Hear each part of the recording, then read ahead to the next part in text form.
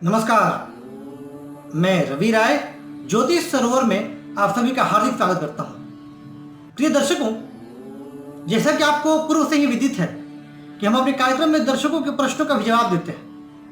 पूर्व में इसके लिए हमने सवाल जवाब श्रृंखला का शुभारंभ किया था, परंतु उसमें दर्शकों को काफी इंतजार करना पड़ता था। अब से हमारा पैटर्न यह है कि हम प्रत्येक वीडियो में किन्हीं एक या दो दर्शकों के प्रश्नों का उत्तर देते हैं। तो आज के भी इस कार्यक्रम में दो दर्शकों का चुनाव हुआ है और यह कार्यक्रम सिर्फ और सिर्फ आपके लिए ही है।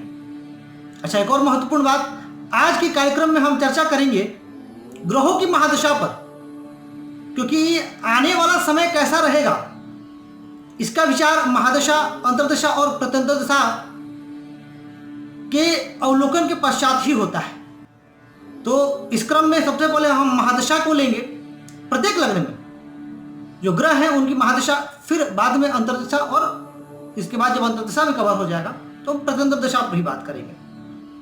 तो आज मेष लग्न की जन्म कुंडली में सूर्य की महादशा कैसी रहती है, इस पर एक हम विस्तृत चर्चा करेंगे और इसमें दो दर्शकों के प्रश्नों का उत्तर भी दिया जाएगा।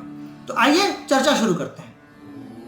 देखिए, यदि हम मेष लग्न की बात करें तो जो ग्रहों के राजा सूर्य हैं उनको वो पंचम भाव के स्वामी हैं। सूर्य एक नैसर्गिक रूप से क्रूर ग्रह है, क्रूरता लिए हुए हैं, लेकिन नैसर्गिक रूप से क्रूर होने के बावजूद भी क्योंकि पंचम भाव के स्वामी है और पंचम भाव होता है त्रिकोण और बहुत बड़ा ही शुभ स्थान माना गया है, तो त्रिकोण के स्वामी होने की वजह से वो शुभ फल ही प्रदान करेंगे। जब भी जातक के जीवन में सूर्य की महादशा आएगी, जातक को शुभ फलों की प्राप्ति होगी। लेकिन यहां पर दो चीजों को बता देना आवश्यक है।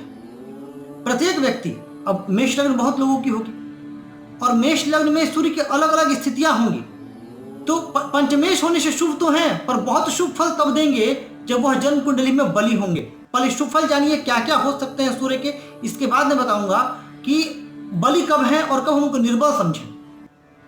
तो देखिए, शुभ फल, पंचम भाव बुद्धि का भाव है, पंचम भाव विद्या का भाव है, पंचम भाव संतति का भाव है, पंचम भाव से लाभ का भी विचार, क्योंकि पंचम भाव से सप्तम पड़ता है लाभ स्थान, तो वहां बैठे ग्रहों की दृष्टि भी जाती है लाभ स्थान पर, उनका एक ये भी संबंध बनता है। तो सूर्य पंचमेश होंगे और यदि शुभ अवस्था में हुए तो अपनी महादशा में जातक को धन की प्राप्ति, क्योंकि त्रिकोण लक्ष्मी का भी संबंध है, तो अवश्य में धन की प्राप्ति होगी। धन की प्राप्ति, मान सम्मान में अभिवृद्धि, पुत्र की प्राप्ति, क्योंकि पुत्र कारक ग्रह है, लेकिन इसके लिए बाकी स्थितियां भी देखनी अनिवार्य हो जाती हैं और पति पत्नी दोनों की कुंडली के अवलोकन के पश्चात ही इस निष्कर्ष पर आया जा सकता है कि संतान पुत्र होगा या पुत्री, परंतु फिर भी पुत्र कारक माने गए हैं सूर्य। पंचम भाव पंचमेश होने की वजह से ये जिस भाव में भी बैठेंगे उस भाव की अभिवृद्धि करेंगे यदि बलशाली हुए तो। जैसे उदाहरण, दो तीन उदाहरण ले लेते हैं। उदाहरणार्थ, यदि वो पंचमेश होकर के मेष लग्न की कुंडली में लग्न में ही स्थित हो जाए, कितना सुंदर, उच्च के सूर्य, परम पराक्रमी, परम तेजस्वी, अपनी ऐसे सूर्य अपनी महादशा और अंतर्दशा में जातक को उन्नति के शिखर पर विराजमान कर देंगे। जातक अपने जीवन काल में श्रेष्ठ सफलता प्राप्त करेगा। पंचम भाव के सूर्य यदि पराक्रम में स्थित हो गए तो पराक्रमी बना देंगे। सूर्य की महादशा में जातक का पराक्रम चहुओर फैलेगा। यदि सूर्य चतुर्थ भाव में स्थित हुए, अंश बल हुआ या वर्गोत्तम हुए, तो अपनी महादशा में जातक को भूमि, भवन, वाहन, जायदाद का सुख, जनता का सुख, ये सारी चीजों से परिपूर्ण कर देंगे। पंचमेश यदि पंचम में ही हुए तो जातक अपने जीवन काल में श्रेष्ठ विद्या प्राप्त करेगा और वो अपनी विद्या के लिए जाना जाएगा और विद्या से लाभ कमाएगा। ये शुभ स्थितियां हैं। यही पंचमेश सूर्य यदि मेष लग्न की जन्म कुंडली में नवम भाव में स्थित हो गए धनु राशि पर, परम भाग्यवान बना देंगे, प्रबल भाग्यशाली बना देंगे और जातक अपने जीवन काल में जब भी सूर्य की महादशा आएगी श्रेष्ठ सफलता को प्राप्त करेगा। दशम में सूर्य का तो जितनी प्रशंसा की जाए दशम में सूर्य की उतनी कम है। हालांकि राशि शत्रु राशि होगी, फिर भी पंचमेश का दशम से संबंध, दशम भाव में स्थित होकर के सूर्य राज्य कृपा, सरकारी नौकरी, यदि शनि की स्थिति अच्छी हुई तो सब सुख सुविधा दे देंगे अपनी महादशा में। जब उनकी महादशा आएगी तो ऐसे सूर्य जातक को बहुत ही ऊंचाई तक पहुंचा देंगे। लाभ स्थान में भी बहुत ही अपनी महादशा में अच्छा परिणाम देंगे। अब हम लोग इसके पीछे के कारण को समझते हैं। ग्रह कब बलशाली माने जाएंगे, कब अपनी महादशा में अच्छा फल देंगे। देखिए, ग्रह यदि छठे, आठवें, 12वें ना हो, और यदि 12वें हो तो विपरीत राज्यों बनाते हैं तो अपनी महादशा में अच्छा फल देते हैं। तो सूर्य यहाँ पंचम के स्वामी है, विपरीत राज्यों की संभावना नहीं, सूर्य से मेष लगेंगे। दूसरी, अपनी शत्रु राशि पर ना हो। अब शत्रु राशि सूर्य की वृषभ राशि पर ना हो, और भी शत्रु राशि यहाँ बड़े उदाहरण के लिए नीच राशि पर ना हो, और यदि नीच राशि पर हो तो नीचे तो भंग हो गया, तो ही वो अपनी महादशा में अच्छे परिणाम देंगे। फिर भी मेष लग्न के लिए सूर्य अशुभ फल नहीं देंगे, कम से कम अशुभ फल देंगे। अपनी महादशा में जातक को ऊंचाई पर स्थित, ऐसा जातक अपने जीवन में अत्यंत ऊंचाई पर जाएगा यदि सूर्य की महादशा खासकर करियर निर्माण के समय आ जाती है, तब तो कहना ही क्या।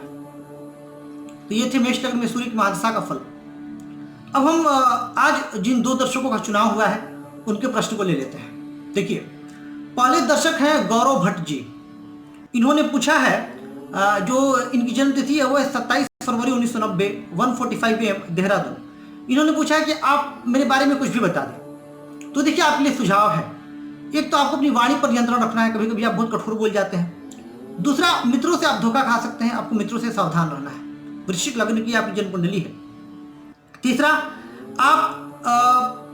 आपको अपने अंदर एक दृढ़ इच्छा शक्ति जो है वो, आप हालांकि आप दृढ़ इच्छा शक्ति वाले व्यक्ति हैं, पर आपको अपने अंदर एक इच्छा शक्ति रखनी है, और जीवन पर्यंत आपको भगवान शिव और हनुमान जी की पूजा करते रहनी है। आपके लिए अच्छी बात यह है कि आपका वृद्धावस्था अत्यंत सुखमय व्यतीत होगा।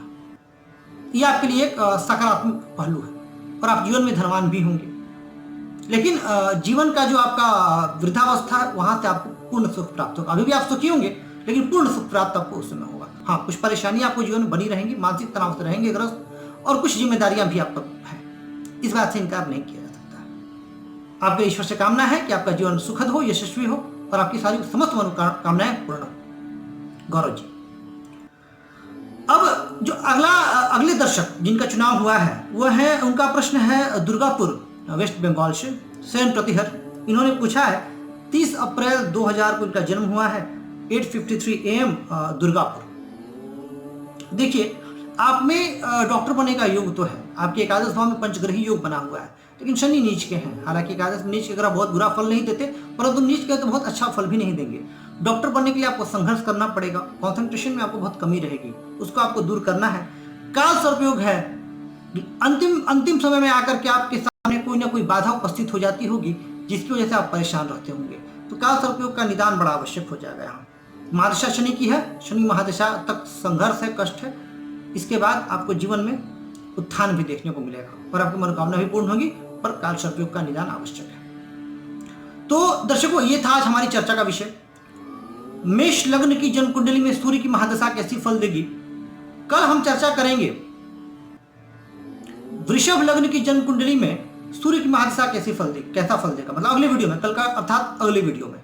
और इसी तरह से हम मीन लग्न तक समझेंगे सूर्य को कौन कौन सा डिपार्टमेंट मिला हुआ है, और उनकी महादशा कैसा फल देगी, और इस महादशा को आप कैसे बेहतर कर सकते हैं। तो इस महादशा को बेहतर करने के लिए भगवान सूर्य के शरण में चले जाइए, सूर्य भगवान को अर्घ्य दीजिए।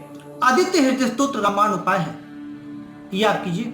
मेष लग्न वाले के जीवन में 4 चांद लग जाएगा, और आपका जीवन बहुत चमकेगा। तो आशा करता हूं दर्शकों कि कार्यक्रम आपको पसंद आ रहा है।